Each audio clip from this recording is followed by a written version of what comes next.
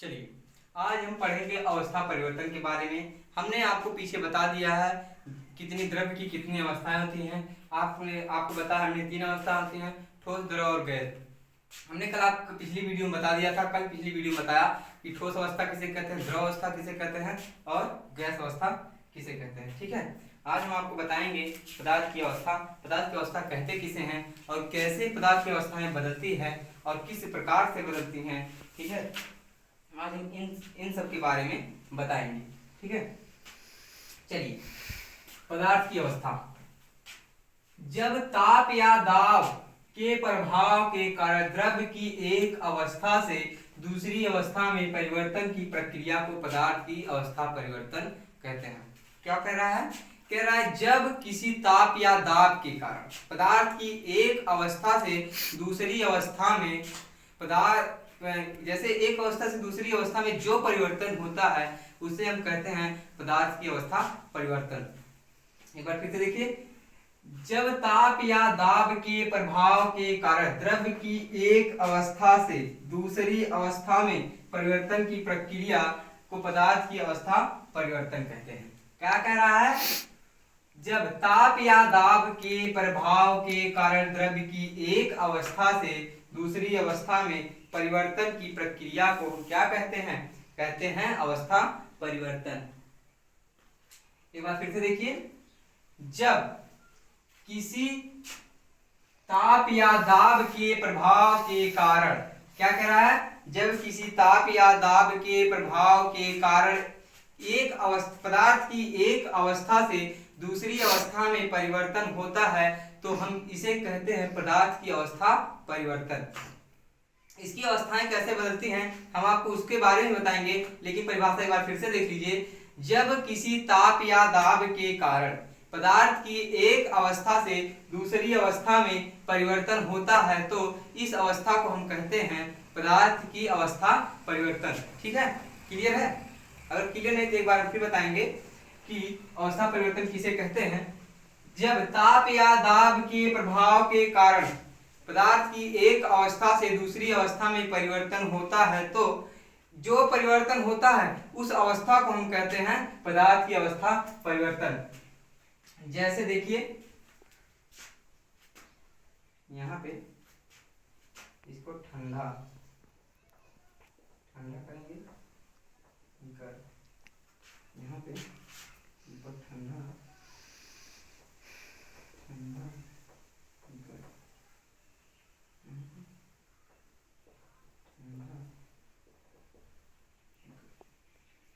ठीक है। कह रहा है कि ध्यान दीजिएगा, यदि हम किसी ठोस को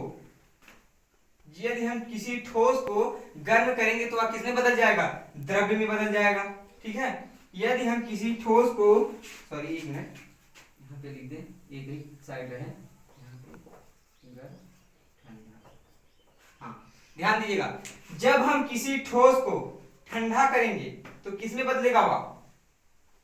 सॉरी, जब हम किसी ठोस को गर्म करेंगे तो वह द्रव्य में बदल जाएगा, द्रव्य को हम गर्म करेंगे तो वह गैस में बदल जाएगा, और गैस को जब हम ठंडा करेंगे तो वह किस में बदल जाएगा?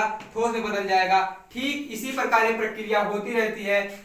जब हम गर्म करेंगे तो क्या होगा? वह जब ठोस को गर्म करेंगे तो वह द्रव्य में बदल जाएगा, और यदि उसी को ठंडा करेंगे तो वह ठोस में बदल जाएगा, और गैस को यदि हम ठंडा करेंगे तो वह किस में बदल जाएगा? ठोस में बदल जाएगा। ठीक इसी प्रकार ये प्रक्रियाएं होती रहती हैं। जब हम किसी ठोस को गर्म करेंगे तो वह पिघलेगा, और जब उसको और अधिक गर्म करेंगे तो वह अंततः जाके वह किसमें बदल जाएगा? गैस में बदल जाएगा, यानी कि उड़ने लगेगा। जैसे बर्फ का टुकड़ा है ना, यदि बर्फ को हम थोड़ा सा गर्म करेंगे तो वह पानी में बदल जाएगा, यानी कि द्रव में बदल जाएगा। यदि उसको और गर्म करेंगे तो वह भाप बन के उड़ने लगेगा। ठीक है, यदि उसी को जो भाप बन के उड़ रहा है, यदि उसी को गर्म करेंगे तो वह अंततः किस में बदल जाएगा? पुनः वह द्रव्य में बदल जाएगा। फिर जब उसको और ठंडा करेंगे तो किस में बदल जाएगा? वह फिर पुनः ठोस में बदल जाएगा। इसी प्रक्रिया को हम कहते हैं पदार्थ की अवस्था परिवर्तन। पदार्थ की अवस्था परिवर्तन किसे कहते हैं? फिर से बताना चाहूंगा कि जब किसी ताप या दाब के प्रभाव के कारण किसी पदार्थ की अवस्था से एक अवस्था से दूसरी अवस्था में जो परिवर्तन होता है उसे हम कहते हैं पदार्थ की अवस्था परिवर्तन। जैसे यदि ठोस को हम गर्म करते हैं तो वह द्रव में बदल जाता है, यदि पुनः उसको और गर्म करेंगे तो वह अंततः गैस में बदल जाएगा। यदि उसी गैस को गैस को ठंडा करेंगे वह पुनः किसमें बदल जाएगा, द्रव बदल जाएगा। यदि हम द्रव को और ठंडा करेंगे तो वह जाके ठोस बदल जाएगा। जैसे एक प्रक्रिया और देख लिए, ठोस, ठोस है ना, यदि इसको हम गर्म करेंगे किसमें बदलेगा, द्रव में। यदि इसको हम गर्म करेंगे यह बदल जाएगा गैस में, ठीक है। यदि पुनः यही प्रक्रिया, जैसे अब ये ठंडा गर्म करने पे इसको हम गर्म करेंगे तो द्रव में, द्रव को गर्म करेंगे गैस में। यदि इसी को ठंडा करेंगे तो किसमें बदलेगा, द्रव में बदलेगा, द्रव को। जैसे देखिए इधर ये इसको ठंडा करेंगे, जब ये ठंडा करेंगे तो अंततः एक ठोस बदल जाएगा। जैसे गैस को ठंडा करेंगे पुनः वह द्रव में बदल जाएगा, द्रव को और ठंडा करेंगे तो वह ठोस में बदल जाएगा, अंततः बर्फ का रूप ले लेगा। यानी कि एक अवस्था दूसरी अवस्था में परिवर्तन। जैसे क्या कहते हैं, ताप या दाब। जब किसी ताप या दाब पर किसी पदार्थ के प्रभाव के कारण द्रव की एक अवस्था से दूसरी अवस्था में जो परिवर्तन होता है उसे हम कहते हैं पदार्थ की अवस्था परिवर्तन। जैसे मान लीजिए बर्फ का टुकड़ा है, यदि हम इसको गर्म करेंगे यह पानी बन जाएगा। यदि पानी को और गर्म करेंगे वह किसमें बदल जाएगा, गैस बदल जाएगा। उसी गैस को यदि हम ठंडा करना शुरू कर देंगे अंततः वह फिर पानी बन जाएगा, पानी बनेगा, पुनः जब और ठंडा करेंगे अंततः बर्फ बन जाएगा। इसी प्रक्रिया को हम कहते हैं पदार्थ की अवस्था परिवर्तन। चलिए अब आपको हम आगे पढ़ाएंगे अवस्था के कितने प्रकार होते हैं, पढ़ाते हैं अगली वीडियो में। चलिए आपकी अगली वीडियो है अवस्था परिवर्तन। अवस्था परिवर्तन के निम्न पद हैं। कह रहा है कि अवस्था परिवर्तन के निम्न पद हैं, कौन कौन से हैं। नंबर 1 गलन या गलनांक, नंबर 2 क्वथनांक, नंबर 3 हिमांक, ठीक है। तो कह रहा है कि अवस्था परिवर्तन के निम्न पद है। नंबर 1 गलन, नंबर 2 क्वथनांक, नंबर 3 हिमांक। गलन को या गलनांक भी कहते हैं, क्वथनांक, हिमांक, ठीक है। गलनांक किसे कहते हैं, पहले हेडिंग है गलनांक। किसी ठोस को उष्मा देते रहने पर एक ऐसी स्थिति आती है जब उष्मा में वृद्धि करने पर ताप अपरिवर्तित रहता है।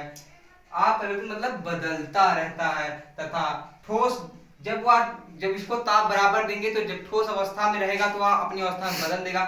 यानी कि जब किसी वस्तु को उष्मा देते रहेंगे तो वह उसकी अवस्था एक अवस्था से जब दूसरी अवस्था बदल जाती है। जैसे ठोस है वह ठोस अवस्था से द्रव अवस्था में बदलने लगता है तो उस अवस्था परिवर्तन को हम कहते हैं गलनांक।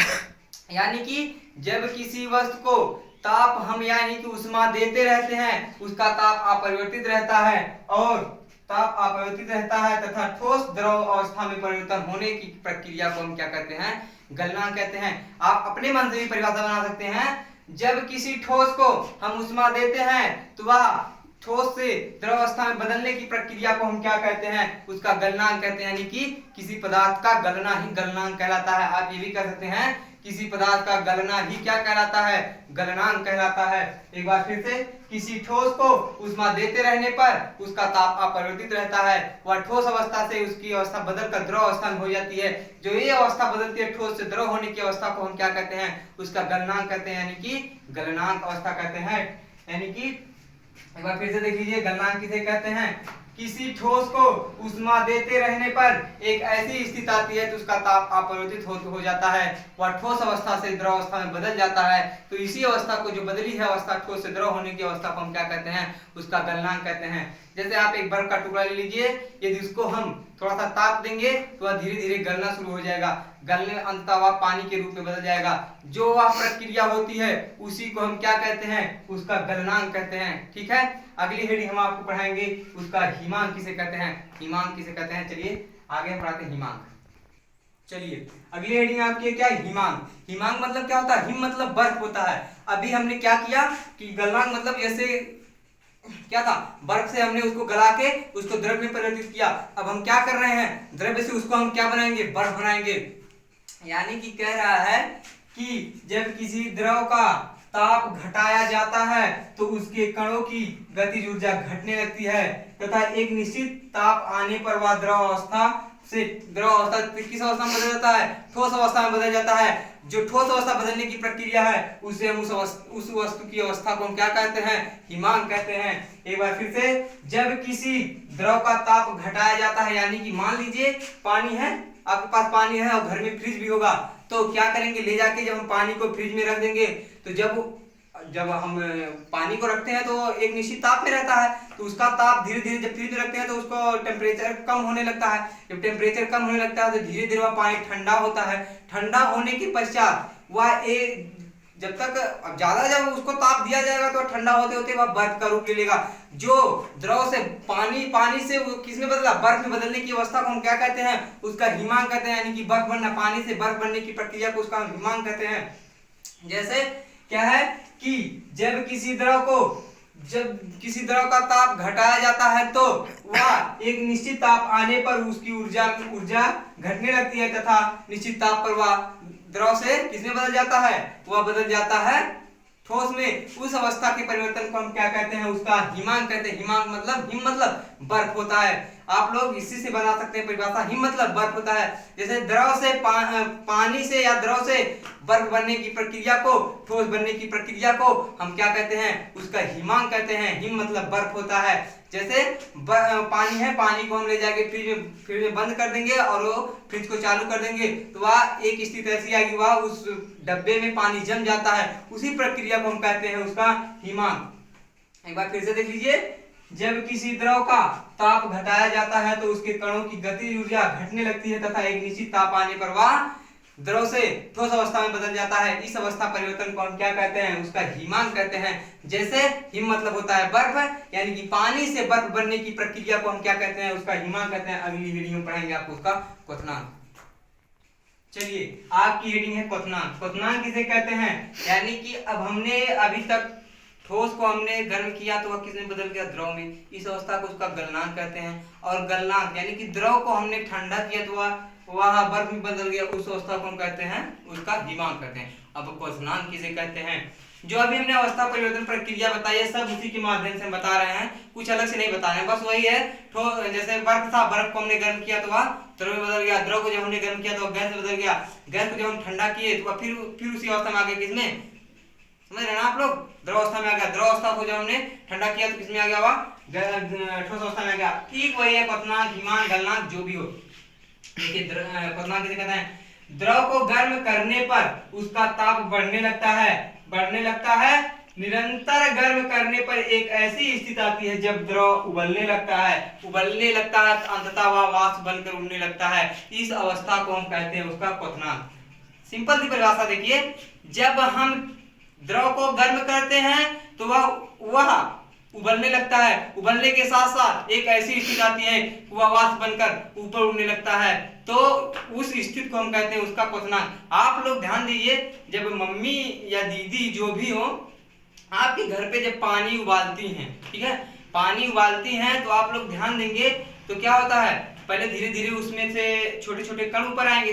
अंततः जब एक ऐसी स्थिति आएगी, जब निरंतर उसको ताप मिलता रहता है, एक ऐसी स्थिति आएगी कि वह पानी उबलने लगता है। उबलने के साथ साथ भाप बनके उड़ने लगता है। उसी अवस्था को हम क्या कहते हैं, उसका क्वथनांक कहते हैं। ठीक है, जब द्रव को गर्म करने पर उसका ताप बढ़ने लगता है, निरंतर ताप देते हैं तो वह एक ऐसी स्थिति आती है, वह जो द्रव है वह उबलने लगता है। उबलने के साथ साथ वह भाप बनकर उड़ने लगता है। उसी अवस्था को हम उसका क्या कहते हैं, क्वथनांक कहते हैं। वही अवस्था जो होती है उसका क्वथनांक कहलाती है। एक बार फिर से देख लीजिए, द्रव को गर्म करने पर उसका ताप बढ़ने लगता है और उस पर निरंतर ताप देते रहते हैं तो एक ऐसी स्थिति आती है, वह उबलने के साथ साथ वह वाष्प बनकर उड़ने लगती है। उसी अवस्था को हम उसका क्या कहते हैं, क्वथनांक कहते हैं। जैसे घर पे आप ही लोग पानी गरमाइए तो आज जाकर प्रैक्टिकल कर लीजिएगा। घर पे जब पानी आप लोग गरमाएंगे, गैस पे रखेंगे तो निरंतर ताप देते रहेंगे, धीरे धीरे उसमें से छोटे छोटे कण ऊपर आएंगे। एक ऐसी स्थिति आएगी उसमें जो पानी है ऐसे ऐसे उबलने लगता है। उबलने के साथ साथ वह भाप बन के उड़ने लगता है। उसी प्रक्रिया को हम उसका क्या कहते हैं, क्वथनांक कहते हैं। चलिए मिलते हैं अगले वीडियो में, तब तक के लिए लेकिन एक चीज और ध्यान दीजिएगा, चैनल को सब्सक्राइब जरूर करिएगा और अपने दोस्तों को वीडियो शेयर कीजिएगा और कमेंट जरूर करिएगा और लाइक करना बिल्कुल ना भूलें। और एक बार मैं फिर से कहूंगा कि आप लोग घर में ही रहें, पढ़िए, लेकिन उसके साथ साथ और कहीं पे ना जाएं और ज्यादा से ज्यादा वीडियो को शेयर करिएगा, कमेंट करिएगा और अपने दोस्तों को बता दीजिएगा कि आरएल मेमोरियल इंटर कॉलेज का ऑनलाइन क्लास चल रहा है ताकि वो भी ऑनलाइन देख सकें। तब तक के लिए जय हिंद, मिलते हैं अगली क्लास में।